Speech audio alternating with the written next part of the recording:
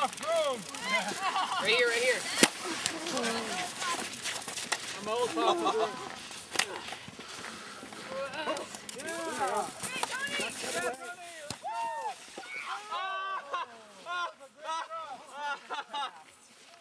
I tell you, back to AAA. Oh, the Aggies! Well, I think it's time to move to a different activity and a different season.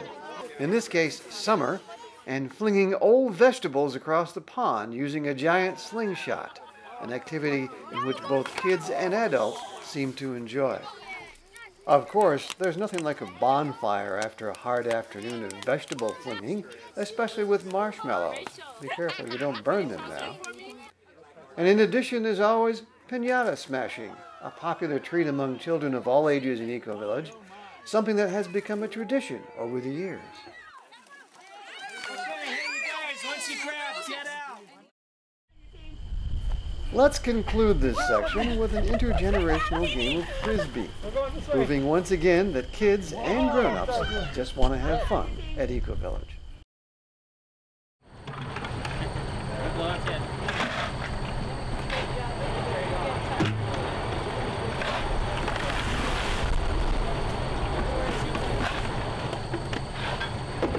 Is it okay if we chuck them over there?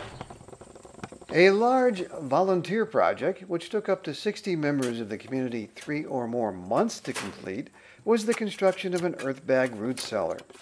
Starting with a foundation of rubber tires into which dirt was pounded, the structure slowly took shape as volunteers created a wooden-shaped frame around which they placed several hundred earth bags that they filled themselves. The purpose of the cellar is to provide storage for root vegetables during the winter months and thus save the community money. As one can see, it is a semicircular building with a long, narrow extension that will house double doors, which will help keep the temperature inside constant. Let's listen now to see how the structure is actually coming together. Aaron's, okay. See from people standing on it, there's really not much supporting those walls except the walls themselves, and yet they're very, very stable. So it should do quite well with a weight-bearing load on the with the roof on top of the existing walls. So it's coming along quite well. We're going to just pull this one off right now. Thank you very much. You bet.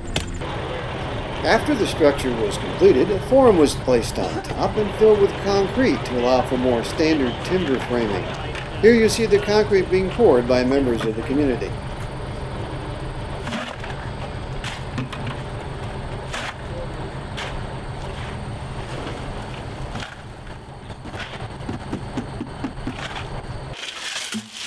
This was a project in which everyone could get involved, including preteens and teenagers.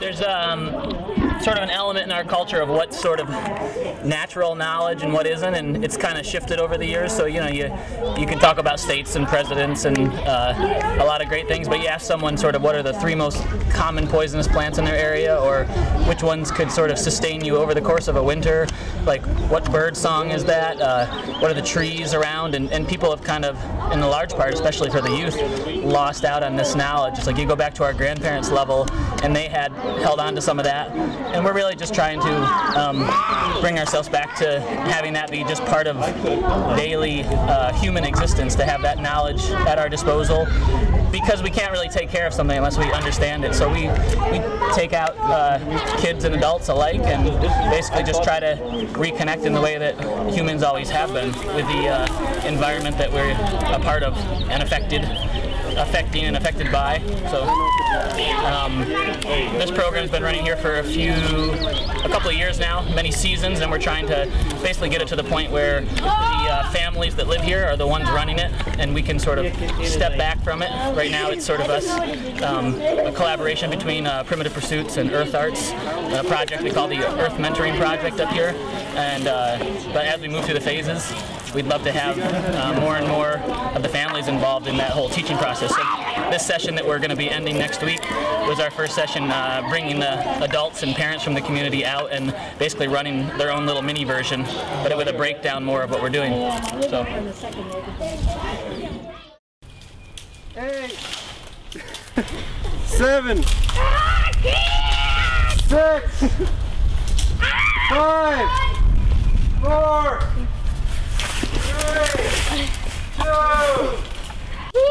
Looks like Onyx, Aiden. I died! It looks like you survived.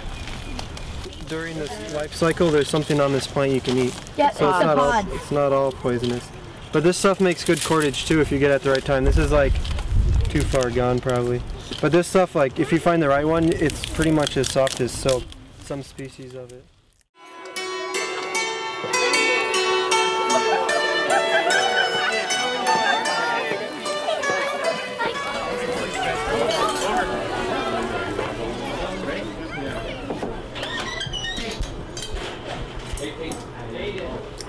There have been several traditions that have grown up in EcoVillage in the first decade of its existence.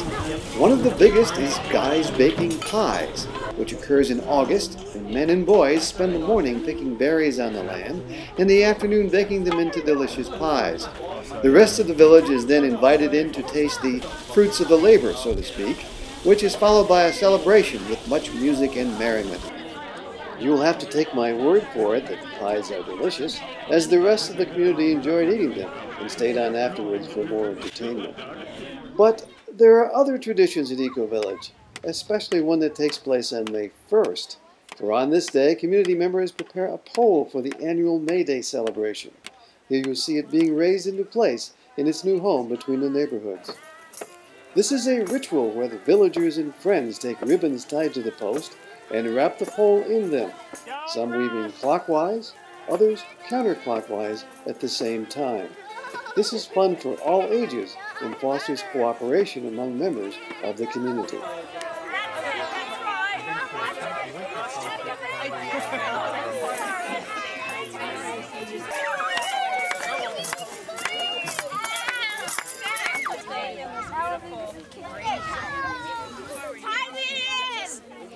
Tie me in. They're gonna tie us in. Step out so the others can finish. No, don't.